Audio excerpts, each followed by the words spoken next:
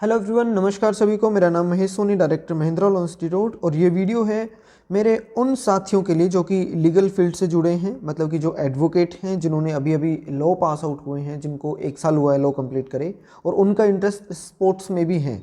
मतलब वो सारे एडवोकेट साथी जिनका इंटरेस्ट कुछ ना कुछ स्पोर्ट्स के अंदर या फिर गेम्स के अंदर भी है। तो जो स्पोर्ट्स अथॉरिटी ऑफ इंडिया है, उन्होंने लीगल फील्ड के जुड़े लोगों के लिए एक वैकेंसी निकाली है। वैकेंसी का नाम है यंग प्रोफेशनल के नाम से आपकी पोस्ट रहेगी। टोटल नंबर ऑफ वैकेंसीज मैं आपको यहाँ बताना चाहूँगा कि 9 वैकेंसीज हैं। स्पोर्ट्स अथॉरिटी ऑफ इंडिया ने ये वैकेंसी निकाली है लीगल फील्ड पे। जैसे एक लॉ ऑफिसर होता है, वही सारे काम आपको इस पोस्ट पे भी करने पड़ेंगे। तो देखिए इस वीडियो को अंत तक। इस नोटिफिकेशन के अंदर क्या क्या आपकी रिक्वायरमेंट रहेगी, किस तरीके से आपका सिलेक्शन होगा, किस पोस्ट पे आपका सिलेक्शन होगा, सैलरी क्या रहेगी, और फॉर्म भरने की डेट कब से स्टार्ट है, कब तक ये लास्ट डेट रहेगी, तो सारी चीज़ें डिटेल में आपको वीडियो में मिल जाएंगी। और ये पीडीएफ जो है वो मेरे इंस्टाग्राम पे भी आपको पोस्ट कर दूंगा मैं इसका लिंक, साथ में आपको फेसबुक पे भी आपको इसका लिंक मिल जाएगा, और पीडीएफ आपको मेरे व्हाट्सएप या फिर टेलीग्राम चैनल पे मिल जाएगी। तो इन सारे सोशल मीडियाज़ के जो लिंक है वो भी मैं इसी वीडियो के डिस्क्रिप्शन बॉक्स के अंदर प्रोवाइड करवा दूंगा, वहाँ से जाके आप मेरे को फॉलो कर लेना। देखिए वीडियो के अंदर क्या चीज़ें आपको डिटेल में मिलती हैं।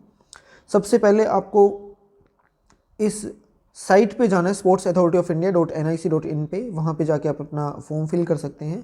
Total number of vacancies as I already told you कि ये 9 रहेंगी, जिनके अंदर 4 आपकी पोस्ट जो है वो अनरिजर्व्ड कैटेगरी के लिए, 1 ईडब्ल्यूएस के लिए, 3 ओबीसी की और 1 एससी की। इस तरीके से टोटल 9 वैकेंसीज रहेंगी। देखिए इसके अंदर की जॉब की डिस्क्रिप्शन क्या रहती है। जैसा आप सबको पता होगा कि job description in the sense कि आपको काम क्या करना होता है।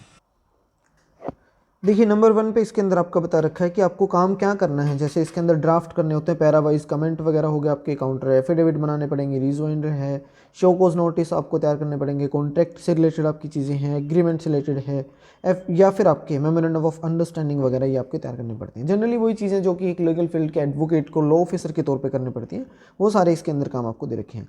जैसे लीगल ओपिनियन से रिलेटेड काम होंगे, या फिर आपकी जो पैनल बनेगा वेरियस मैटर्स को लेके उनके रिगार्डिंग आपको असिस्ट करना पड़ता है, या फिर आपको कुछ कोर्ट से रिलेटेड जो भी काम होंगे उनके अंदर भी आपको हेल्प करनी पड़ेगी, या फिर आपके जो लीगल मैटर हैं स्पोर्ट्स अथॉरिटी ऑफ इंडिया के, उनके अंदर फील्ड के अंदर भी आपको काम करना पड़ेगा, या फिर departmental inquiry, preparation of reports वगैरह हैं, या फिर लॉ से रिलेटेड आपकी लेटेस्ट कोई भी आपका डेवलपमेंट से रिलेटेड कुछ भी स्पोर्ट्स की एडमिनिस्ट्रेटिव मैटर के अंदर आपको काम करने के लिए दिया जा सकता है।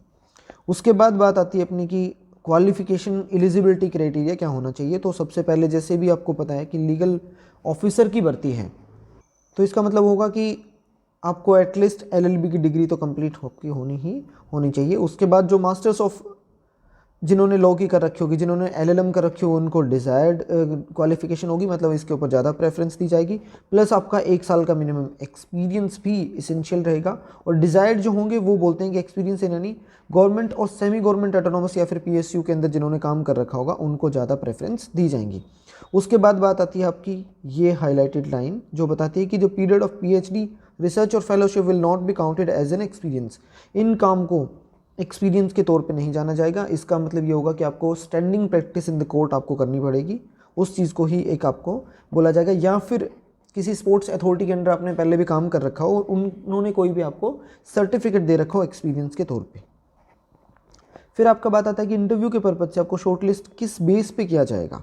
तो वो यहाँ पे दिए गए हैं कि आपको पहले ये आपका बता देता हूँ, एवेल्यूएशन आपको क्राइटेरिया रहेगा 100 मार्क्स का, जिनको कि ऐसे बांटा गया है कि जिसके भी लॉ में अगर 60% से अबो या 60% है तो 30 मार्क्स मिलेंगे, 50 to 60 वाले को 20, 45 to 50 वाले को 10 और लेस देन 45% वाले को यहाँ पे 0 मार्क दिए गए हैं।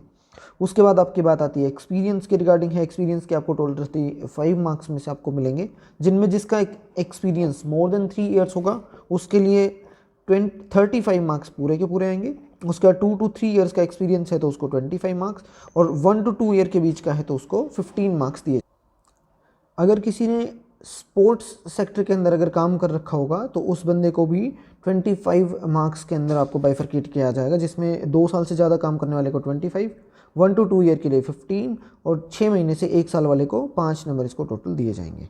और लास्ट में आपका बोलता है कि गवर्नमेंट और सेमी गवर्नमेंट के अंदर या फिर आपने कोई भी ऑटोनोमस या फिर पीएसयू में कुछ भी काम कर रखा हो इसी लीगल फील्ड के अंदर, तो उसको भी 10 मार्क्स के रिगार्डिंग यहाँ पे बताया गया। जिसका एक्सपीरियंस 2 ईयर से अबव रहेगा 10 मार्क्स मिलेंगे, 1 to 2 ईयर वाले को 5 टोटल मार्क्स दिए जाएंगे। फिर आपकी बात आती है कि डिग्री, मार्कशीट वगैरह, आपको ये सारे डॉक्यूमेंट रहेंगे जिनको आपने अप्लाई करने के बाद जो है अपलोड करने पड़ेंगे। ये सारे आपके डॉक्यूमेंट यहाँ पे आप देख पा रहे होंगे, तो इनको एक बार देख लेना, ये सारे डॉक्यूमेंट आपको अपलोड करने हैं। उसके बाद जो है सबसे इम्पोर्टेंट चीज़ वो आपकी बात आती है कि एज क्राइटेरिया क्या रहने वाला है, 32 ईयर्स, और सैलरी कितनी रहेगी मंथली आपकी, 50,000 रहने वाली है। फिर आपकी लास्ट में एक इम्पोर्टेंट चीज़ और भी है जो कि डेट की रिगार्डिंग है कि आप कब से फॉर्म भर सकते हो। तो आपका 31 अक्टूबर 2022 से आप फॉर्म भर सकते हो 15 नवंबर 2022 तक। तो that's all about this vacancy.